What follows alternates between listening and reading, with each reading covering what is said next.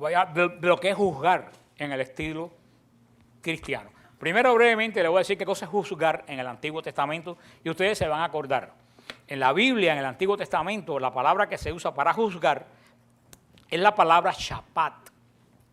Shapat significa juzgar, pero en el sentido de liberar o gobernar. ¿Se recuerdan que la jueza Débora, ¿te acuerdan los jueces?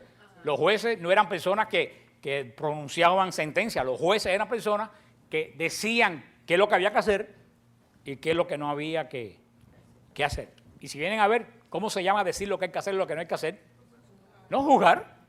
Si yo te digo, yo no creo, Carlos, que debes hacer esto, yo creo que tú debes hacer esto, estoy haciendo un juicio de una situación en la cual tú no la debes enfrentar. En el tiempo de que lo vimos de los jueces, la palabra juzgar no tenía el mismo significado, no tenía el mismo significado que tiene en la actualidad. En el Antiguo Testamento, la palabra juzgar se puede usar como guiar, liberar, discernir, y para eso hacían falta los jueces, que más que jueces, en el estilo que nosotros pensamos, eran caudillos. Ejemplo, la jueza Débora. La famosa oración que acabamos de ver de Salomón en Primera de Reyes 3:9. Dice, concede pues a tu siervo un corazón que entienda para juzgar a tu pueblo, para discernir entre el bien y el mal. Pues ¿quién será capaz de juzgar a este pueblo tuyo tan grande? Ahí el Señor define lo que es juzgar. ¿Qué cosa es lo que es juzgar? Discernir entre el bien y el mal. Eso es lo que es juzgar. En el Antiguo Testamento, continuamente la palabra juzgar se habla en sentido positivo. Salomón pidió sabiduría para poder juzgar lo que es bueno y lo que es malo. Una cita clave es la de Deuteronomio 16, de 18 al 20, que dice establece, esto yo lo tengo puesto en Siloé. La cita de Deuteronomio 16, 18 al 20 dice, establecerá jueces y escribas para tus tribus en cada una de las ciudades que el Señor te da. Ellos juzgarán al pueblo con juicios justos. Y Levítico 19, 16 dice, ellos juzgarán con justicia a tu prójimo. O sea que vemos que juzgar es una cosa buena, porque uno puede hacer un buen juicio ayudando al prójimo. De acuerdo a la palabra de Dios, en el Antiguo Testamento era algo muy común y correcto en Israel poder juzgar. O sea, resumen, podemos juzgar haciendo juicios rectos. Vamos a ver en el Nuevo Testamento la palabra juzgar. En el griego koiné, que es griego que es vulgar, que se escribe en el Nuevo Testamento no está escrito en griego clásico, está escrito en griego koiné. Así que a nosotros aprenden una palabra fina hoy. ¿Cuál era el griego koiné? Era el griego que hablaba la gente del pueblo, como la vulgata latina, que está escrito, por eso se llama vulgata, en el latín vulgar del pueblo, no en el latín sofisticado de las clases altas. En el griego koiné, que es el idioma del Nuevo Testamento, hay dos palabras que se usan para juzgar. Una es crinete y la otra es derivada, que es anacrinetai. La primera es la que se usó al traducir del arameo al griego el Evangelio de San Mateo, cuando Jesús dice, no juzguen para no ser juzgados. Esa es la palabra que usó, crinete y anacrinetai. La acrinetai está usada, por ejemplo, en 1 Corintios 2:14, que se usa como discernir. La palabra juzgar en Corintios se usa como discernir. Y en 1 Tesalonicenses 5:21 se habla de juicio como separar lo que sirve de lo que no sirve. Al ser traducida al español esta palabra como juzgar, el significado es diferente, pues se está traduciendo ya no del griego.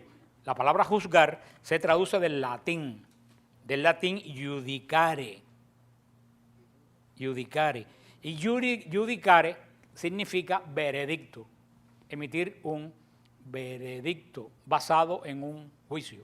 O sea, la palabra judicare quiere decir emitir una conclusión basado en un juicio que tú hiciste, en un juicio, en un análisis que tú hiciste, y a eso es lo que se refiere Jesús. Tener cuidado en emitir una conclusión usando un discernimiento falso. De eso es lo que se habla Jesús, que tengan cuidado a juzgar. En el Nuevo Testamento se le da mucho sentido. Por ejemplo, en Mateo 7:1, judicare se utiliza en sentido negativo. Mateo 7:1 dice, no juzguéis para que no sean juzgados. Ahora, se usa también en sentido positivo. En San Juan 7:24, donde dice, no juzguen según la apariencia, juzguen con juicio justo. Ahí es donde está la clave. No, ahí se usa en sentido positivo juzgar. ¿Qué dice San Juan 7:24? No juzguen según las apariencias. Eso es lo que el Señor llama. Tú no puedes hacer un juicio de alguien por la apariencia. Tú tienes que ir a hacer un juicio de una persona cuando tú has llegado de verdad al fondo de ver por qué esa persona está actuando de la forma que está actuando. También lo mismo se usa en 1 Corintios 4, del 1 al 5. Fíjate, en 1 Corintios 5:3 se habla de juzgar como una disciplina. Dice, sepan que ya he juzgado al culpable como si estuviese presente. También en 1 Corintios 5:13 dice, no son ustedes quienes deben juzgar a los que están adentro. ¿Qué dice Pablo en 1 Corintios 5:13? Le dice a la iglesia, los que tienen que juzgar lo que ocurre dentro de la iglesia son la misma gente de la iglesia. No pueden llevarlo a tribunales paganos. Pablo hizo juicios muy duros. Pablo hizo juicios bien duros. En 2 de Timoteo 3:8 dice, del mismo modo que Jané y Jambré se opusieron a Moisés, también estos, otra gente de ahí, se oponen a la verdad. ¿Qué dice de eso que se oponen a la verdad? Son hombres de mente pervertida, descalificados en cuanto a la fe. Eso es un juicio. ¿Qué dice? Esa gente son gente pervertida. Ahora, para usar eso como ejemplo, eso puede ser un juicio malo y puede ser un juicio bueno. ¿Cuál es un juicio malo? Que Pablo dijo, esta gente de ahí no me caen bien, están un poco raros, lo que están haciendo está mal, son unos pervertidos, y lo diga. Eso es un juicio malo. ¿Cuál es un juicio bueno? Pablo conoció a esas personas, estudió a esas personas, supo lo que hacía esa persona, y cuando entró al final y vio lo que esa gente hacía, dijo, eso que están haciendo es una perversión. El problema no está en el juicio, es que tú no puedes emitir juicio erróneo o juicio falso. Ahí es donde está la cosa. El mismo Jesucristo, después que dijo, no juzguen, en Mateo 7:5, que dice Jesús, hipócrita, saca primero el tronco que tienes en tu ojo y así verás mejor para sacar la pelusa de tu hermano. ¿Qué cosa es eso? Jesús dice, antes de sacar la pelusa del otro, saca el tronco de tu ojo. Pero no dijo que no sacara la pelusa del otro. Dijo que antes de sacar la pelusa del otro, se revisara, no fuera a ser que él estuviera criticando lo mismo que él estaba haciendo. Por eso que dice que el que hace juicio se pone bajo juicio. Porque me entienda, por ejemplo, si ahora yo digo, Miguelina viene a la clase a dormirse y es una sinvergüenza. Yo digo que lo que está haciendo Miguelina es malo y que no se debe hacer. Entonces viene un predicador aquí a predicar y yo me siento y me quedo dormido. Tú ves, yo hice un juicio, entonces yo sé que eso está malo, pero ¿qué hice a la larga yo? Lo mismo que yo estaba criticando. Si yo critiqué algo, es que yo sabía que lo que estaba criticando es malo. Entonces tú no lo puedes hacer. Pero eso es que dice que quien hace un juicio se pone bajo juicio. Si yo digo, si tú te vas a South Beach y te emborrachas, tú eres un sinvergüenza, yo lo digo, ya yo sé que yo no puedo ir a South Beach, porque si yo voy y lo hago, ya me estoy juzgando, yo mismo me estoy juzgando. Por eso el Señor dijo, mejor es no hacer juicio, porque la vez que tú enjuicias, ya tú te pones bajo, en términos de que el Señor va a decir, ajá, tú sabes, porque cuando tú haces algo que tú no lo sabes, no es pecado. Si tú cometes algo que tú no sabes que es pecado, no es pecado, porque el pecado lo que vale es la intención. Pero desde que tú enjuicias algo, es que tú tienes concepto que lo que tú estás enjuiciando está malo. Entonces, ahí sí tú no lo puedes. El problema no es juzgar. sino ver o juzgar con actitud farisea, olvidándonos que nosotros somos pecadores también. Ese es el gran problema. Hablando de juicio, en Mateo 3:7, ¿quién dice el Señor que es Juan Bautista? El hombre más grande, nacido. ¿Cómo llamó a los fariseos? Raza de víbora. Eso es un juicio muy duro. Ahora, ¿tenía razón Juan? Sí, tenía razón, porque él conocía bien la hipocresía de los fariseos, que hacían lo mismo que estoy diciendo. Los fariseos criticaban lo mismo que ellos hacían. Juzgar, créanlo o no, juzgar, tú sabes de qué parte, de qué don es, de discernimiento. ¿Para qué el Señor te da discernimiento? Para que tú juzgues lo que viene del buen y del mal espíritu. Entonces vamos a abolir el don de discernimiento. Dice Hebreos 5:14, a los adultos se les da el alimento sólido, pues han adquirido la sensibilidad interior y son capaces de distinguir lo bueno de lo malo. ¿Qué cosa es saber distinguir lo bueno de lo malo? Y juicio. Porque ya tú estás juzgando que una actitud es mala. Así que todos esos que se rasgan las vestiduras diciendo que no se debe juzgar, tienen que tener mucho cuidado. Yo tengo que tener cuidado de hacer un juicio. Yo no puedo emitir un juicio falso.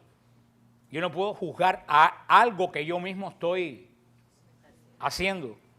Pero cuando nosotros sabemos que algo es malo por la palabra de Dios, ya que está cometiendo este malo, no llamar la atención para que la persona cambie esa conducta, es ser culpable de que esa persona siga cometiendo esa conducta. Por eso hay que terminar con ese fariseísmo que se ha metido y que pienso que va a ser peor cuando empiece el año de la misericordia. Aquellos que no desean que no se juzgue nada son relativistas. Son incapaces de discernir qué cosa es bueno. Y que, tú sabes, nosotros somos incapaces de discernir qué cosa es bueno y qué cosa es malo. No les interesa discernir qué cosa es bueno y qué cosa es malo. Una persona a actuar así, tú sabes lo que está haciendo, una desobediencia. Dios es amor. Por supuesto que Dios es amor. Dios es misericordioso. Por supuesto que Dios es misericordioso. Pero a fin de los tiempos, ¿qué va a hacer el Señor? Separar los buenos. ¿Y qué cosa es eso? Juzgar. Porque al final el Señor no va a decir, ustedes los malos, los que no me dieron de comer, vengan, no importa, vengan con los buenos. El Señor va a decir eso. No, vayan, dice, vayan al infierno. ¿Qué cosa es la misericordia? La misericordia es que el Señor, a pesar de lo malo que somos nosotros, nos espera y nos espera y nos espera y nos espera cuando te hayas destruido hace 20 años atrás. Esa es la misericordia. El Señor siempre, el Señor no enseguida no destruye. El Señor, ¿qué es lo que hace? Da chance y da chance. Y después de nosotros hacer lo que nos dé la gana, hacer lo que nos dio la gana, si tenemos tiempo de arrepentirnos y regresamos, ¿qué dice el Señor? Te lo dije. No, lo abraza y lo entra. Esa es la misericordia. Pero la misericordia no es decir, no hijo, vete y emborráchate, que eso no tiene nada que ver, y al final cuando seas viejo, ven. Y eso no es misericordia, eso es incitar a la persona al pecado y al juicio. Hay que tener mucho cuidado con la mala interpretación que hay hoy en día entre la iglesia se ha metido. Esto es relativismo, eso es nueva era de la misericordia y del juicio. Lo que está mal, tenemos eso que sucedió en Nueva York, no es un invento, eso está probado que está mal y hay que decir, eso está mal y es reprobable. Porque entonces, si vamos a tener misericordia, cerremos el Ministerio Nuevo Caminar y cerremos el Ministerio Nueva Vida y tengamos misericordia con los adictos que la gocen y después al final que vengan. Porque entonces si tú vienes a ver los Ministerios Nueva Vida y Nuevo Caminar de recuperación de adictos, ¿qué cosas son? Emiten juicio que esa persona está en droga y necesita ayuda. Porque si no emiten el juicio que esa persona está en droga, si tú no le dices a una persona, tú estás en droga y tienes que cambiar, ¿qué es lo que tú estás haciendo? Estás ayudando al pecado. Juzgar no solamente es bíblico, sino es bueno. Y no solo es bueno, que es necesario y urgente. Porque no juzgar es falta de discernimiento. Todos, la iglesia, podemos juzgar, hemos dicho juzgar es bueno. Ahora, tenemos que juzgar ¿Cómo tenemos que juzgar? Haciendo un buen juicio. Primero, no juzgar irresponsablemente, ni juzgar por las apariencias, porque las apariencias engañan muchísimas veces. Pero cuando hay una actitud mala, esa actitud es proféticamente necesario que la persona llame, porque ¿qué cosa es el llamado al arrepentimiento sino un juicio? Pero un buen juicio. Yo no puedo ser como los fariseos, que me paso la vida entera condenando a todo el mundo cuando yo exactamente hago lo mismo. O cuando yo estoy juzgando superficialmente, que es lo que mucha gente hace. Pero la denuncia del mal nunca va a ser juicio, es parte de la proclamación del Evangelio. Porque Jesús a lo malo le llamó malo. Y a la adúltera, cuando la adúltera, todos ustedes saben la historia de la adúltera, cuando el Señor le dijo, ¿nadie está condenado? Y ella dijo, no, Señor, nadie. Ella dijo, yo tampoco te condeno. Y le dijo, vete por una discoteca. ¿Qué le dijo? Vete y no lo hagas más. Cuando el Señor a Zaqueo le dijo que cuando Zaqueo era un ladrón, que Cristo entró a su casa, ¿qué hizo Zaqueo? Le dio la mitad de las... Ahí se usó, ¿qué cosa? La misericordia de Dios, que esperó al momento propicio. La mujer que se encontró a Jesús en el huerto, tenía 5 maridos y venía pecando hace muchos años. ¿Cuál fue la misericordia de Dios? Esperar el día en que Él se sentó en el pozo y le esperó en el pozo. Esa es la misericordia de Dios, por eso todos tenemos que pedir. Y yo se lo digo una vez a ustedes, el día que Dios tape el pecado, deja de ser Dios. Porque Dios es totalmente santo y Él no puede tener participación con pecado. Si Dios dice, no importa, sigue lo que estás haciendo, entonces ya ese no es Dios. Porque se acuerda que, y con eso termino, se acuerda que yo les dije a ustedes que la ira en nosotros es pecado, pero en Dios es virtud. ¿Por qué la ira en mí es pecado? Porque la ira en mí puede nacer porque no me gustó lo que tú me hiciste. Tengas razón, no tengas razón. La ira en el hombre es un mal sentimiento porque nace ¿de qué? De un mal juicio que yo hago. A lo mejor tú vienes y me dices, Fran, tú tienes que cambiar esto, ustedes tienen razón, y yo me lleno de qué? De ira y les doy un escándalo. La ira es mala en el hombre, pero la ira en Dios es el rechazo de Él a todo lo que es malo. Entonces, Dios es una virtud, porque es una virtud rechazar lo malo. ¿Sí o no? Por supuesto. Entonces, la ira de Dios es que en Dios no puede haber participación ninguna con el mal. Dios rechaza automáticamente todo lo malo. Por eso la ira de Dios es virtud. ¿Por qué la ira de Dios hoy en día no viene sobre nosotros como la merecemos? Por la intercesión de Jesucristo. Si no hubiera la intercesión de Jesucristo, este mundo hace rato que hubiera volado ya por los aires. La intercesión misericordiosa de Cristo, que sigue esperando y sigue esperando, es lo que hace que la ira de Dios no venga sobre nosotros como vino sobre el Antiguo Testamento. Así que con todos estos licuados que andan por el internet, que cada vez que tú dices algo, no se puede, esto está mal, no se puede hacer juicio. Tú sabes lo que están haciendo ellos, están alimentando el mal y el pecado. Porque la misión de nosotros es denunciar lo que está mal, para que la persona, para que el juicio de nosotros es buen juicio. ¿Para qué? ¿Para la que la persona se destruya? No. ¿Para criticar a la persona? No. Para la que la persona cambie y encuentre la misericordia de Dios. Porque qué triste que por yo no decirle a nadie eso, una persona muera sin el arrepentimiento.